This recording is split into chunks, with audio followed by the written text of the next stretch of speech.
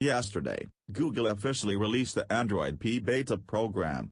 One of the most exciting things was the inclusion on non-Google devices for the first time. Besides the typical Pixel and Nexus devices, the beta program is also available for the Sony Xperia XZ2, Xiaomi Mi Mix 2S, Nokia 7 Plus, Oppo R15 Pro, Vivo X21, OnePlus 6, and Essential PH1. We were able to try the Android P build for the Mi Mix 2S and talk to some of the Xiaomi engineers to learn more about the P beta program. The first thing to note is that this build is basically Google's stock Android framework. It's not MIUI-based, so there aren't any new features not already available on the Google Pixel devices. The final release of Android P for the device, however, will include the MIUI framework changes.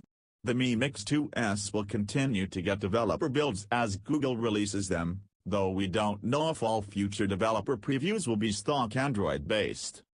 If you're hoping to run stock Android P after the final release, you won't be getting those builds from Xiaomi. The company has told us that they will not offer stock Android P builds after the developer preview is over. So you might ask yourself, what is the point of this beta program then?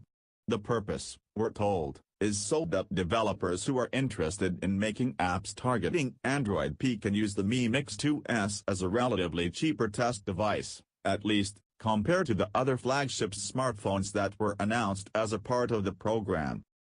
While the prospect of stock Android on a Xiaomi device is exciting, keep in mind that this is still very much a developer preview.